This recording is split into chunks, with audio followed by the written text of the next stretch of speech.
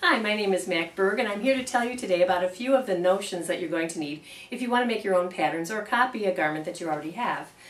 The first thing that I use a lot is this pattern tracing interfacing.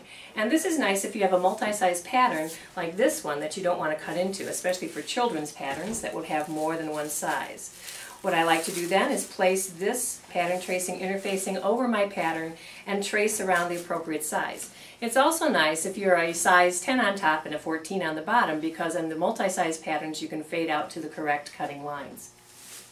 This is also nice because you can sew it together and try it on when you're finished. But what if you happen to have a garment that you purchased or that you don't have a pattern for that you want to make a pattern for? For that you're going to need a tracing wheel that has needle points on it, and these are very sharp. It's a professional quality tool.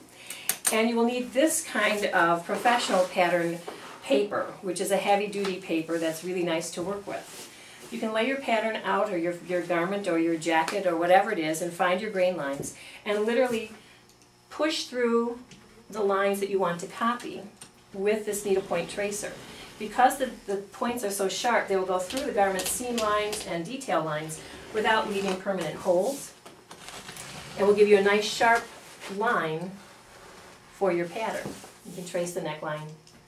I would go into more detail if I was doing this for real, but I want to show you how these lines are transferred. It's kind of hard to see on the camera, but these needlepoint lines are the actual seam lines of the garment transferred on. I can then take this second little fun wheel, which has two adjustable wheels that will trace my seam allowance. Once I have my stitching line on the paper, I can use this wheel and trace alongside that line to add any seam allowance that I wish, be it 1/4 inch or 5/8 or whatever it is that I'm using for that pattern. This is a very handy way to copy patterns for yourself from garments that you know already fit. Have fun!